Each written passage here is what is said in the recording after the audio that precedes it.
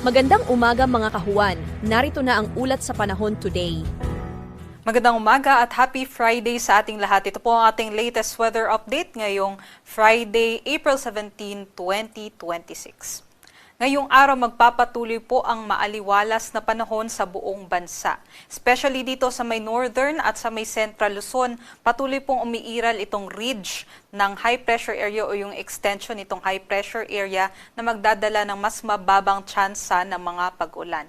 Samantala sa may southern Luzon, Visayas at Mindanao, possible pa rin naman yung mga isolated rain showers o yung mga thunderstorms. At ngayong araw, binabantayan pa rin po natin itong bagyo na nasa labas ng ating PAR, itong si Typhoon Sinlaku na nasa layong 2,485 kilometers sa silangan ng extreme northern Luzon. Hindi na po ito papasok ng ating PAR at hindi na direktang makakaapekto sa ating bansa.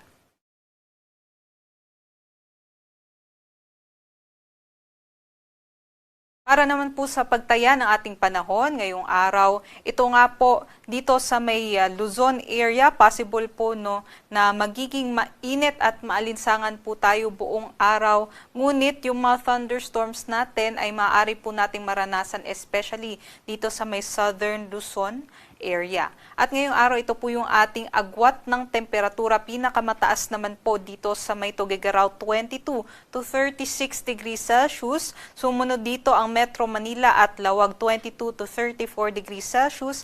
At dito naman po sa may Legazpi, 23 to 33, sa may Tagaytay, 21 to 32, at medyo may kababaan pa rin ang temperatura sa Baguio, 16 to 25 degrees Celsius. Dumako po tayo dito sa Palawan, Visayas at Mindanao, mainit pa rin at maalinsangan, although possible pa rin naman yung mga isolated rain showers and thunderstorms, especially pagsapit ng hapon hanggang sa gabi.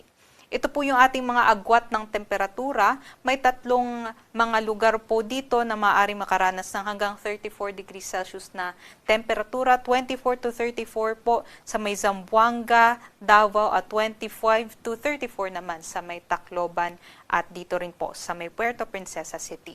Hanggang 33 degrees Celsius naman po ang mararanasan dito sa Kalayaan Islands at maging dito sa may Iloilo, sa Cebu 25 to 31 at maging dito sa may Cagayan de Oro 23 to 31 degrees Celsius. Itong mga temperatura ay temperatura lamang po ng hangin, iba pa po yung heat index o yung init factor o damang init.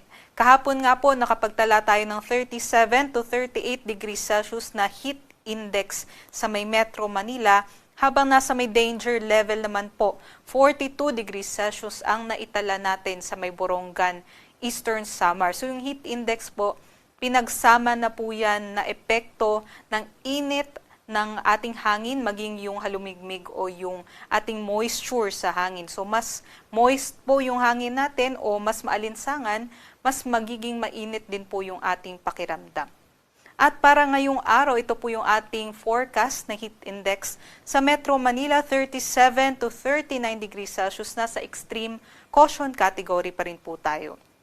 Habang dito naman po sa may Borongan, Eastern Samar, maging sa may Cotabato City, Maguindanao, ay nasa danger level pa rin po sila, 42 degrees Celsius. Yung danger level po ay yun po yung mga lugar na maaari pong makaranas ng init ng temperatura na kung magbabad po tayo sa init, especially between 10 a.m. to 4 p.m. ay maaari po tayong makaranas niya ng heat exhaustion, heat cramps, and also on worst cases ay maaari pong makaranas ng heat stroke. So doble ingat po sa ating mga kababayan, magdala po tayo ng tubig at maging ng payong panangga po sa init o sa sikat ng araw. Para naman po sa kalagayan ng ating karagatan ay wala naman po tayong nakataas na gale warning sa anumang baybaying dagat ng ating bansa. Although dito po sa may silangang bahagi ng ating bansa ay maaari po tayong makaranas ng katamtaman hanggang sa maalon na karagatan na delikado pa rin po sa mga maliliit na sasakyang pandagat.